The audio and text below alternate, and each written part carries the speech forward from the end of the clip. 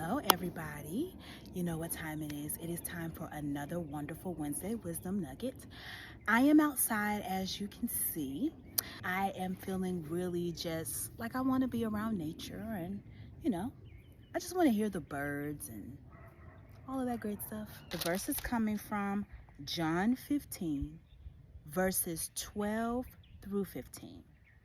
My command is this: love each other as I have loved you. Greater love has no one than this, that he laid down his life for his friends. You are my friends if you do what I command. I no longer call you servants, because a servant does not know his master's business.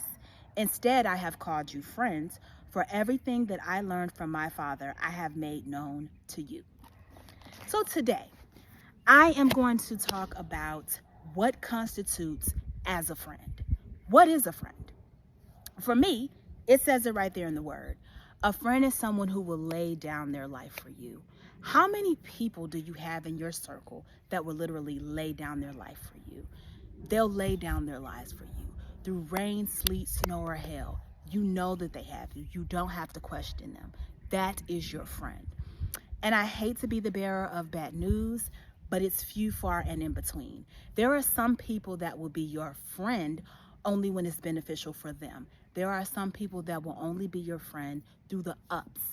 There are some people who will only be your friend through the downs. As long as you're sad, as long as you're going through, they want to be your friend because they know that there's no competition. But have you noticed that friends like that or friendships like that, as soon as you come up, as soon as everything is going well for you, they don't like it. They liked you better when you were down, when you were struggling. That's not a friend either. Then there are some people who are more just about status, and they are the social climber.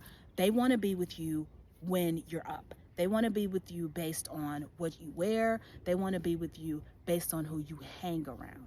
They don't really care about you. They're just with you for the benefits. And if you lose all of those things, if you lose your car, your house, if you lose your fancy clothes, if you stop hanging around the people that they want you to hang around or they want to be around, they don't want anything to do with you. Social climber friends, to me, I think that they're the worst, and I think they're also the most popular in the city of Atlanta. I find a lot of people in Atlanta who are mainly about status and who can be around them. Now, I noticed that some people who are about status or status friends per se, they're not cool with you unless you know certain people. For instance, you'll speak to these people, you'll be around these people, you'll be trying to make friendly conversation. They blow you off. It's just a yes or no, short answers. But as soon as they know that you know somebody else who has more status, who has more fame, who knows a lot of people, and who's in the smaller network, they're like, oh, I didn't know you knew this person. So my thing is, that doesn't constitute as a friend. So you only want to be my friend once you know that I know certain people that you know. You're not my friend. You have to be careful with people like that. You have to be careful because sometimes they're along for the ride, as I was saying. So they're along with you when you're up, but not when you're down. And there are plenty of people who will actually use you.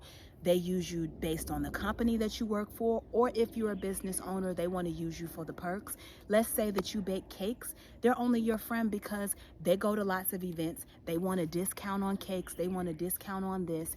And you have to be careful because I believe that a real friend, if you're a business owner, I believe a real friend is going to pay what you lay out. So whatever the price is, they're going to pay that because they want to support you.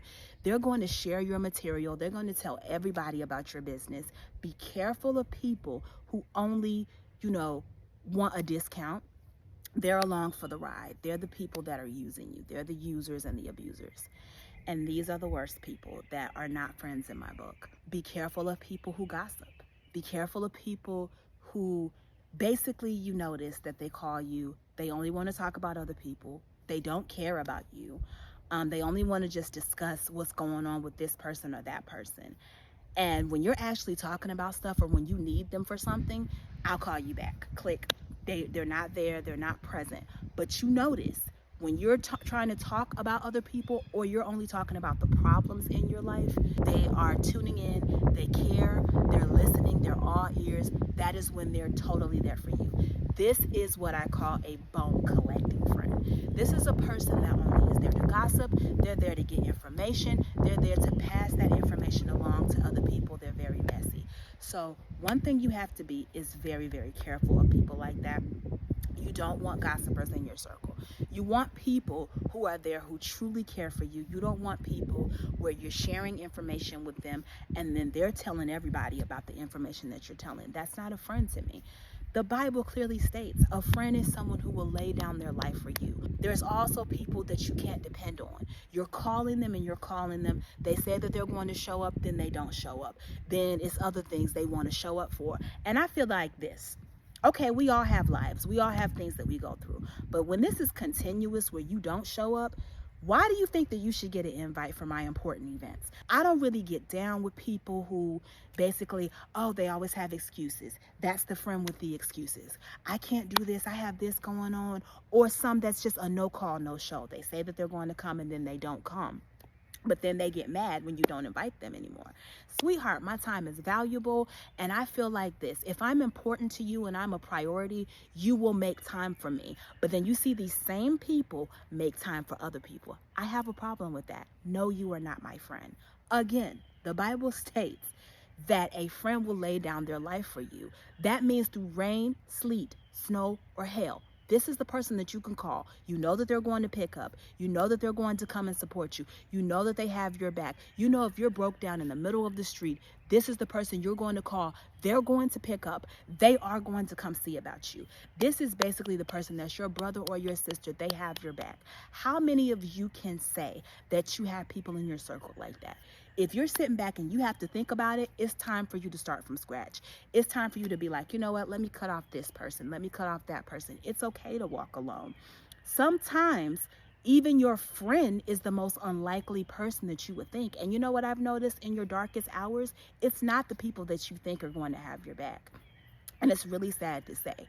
Sometimes it's the people you barely talk to who are going to step in and have your back.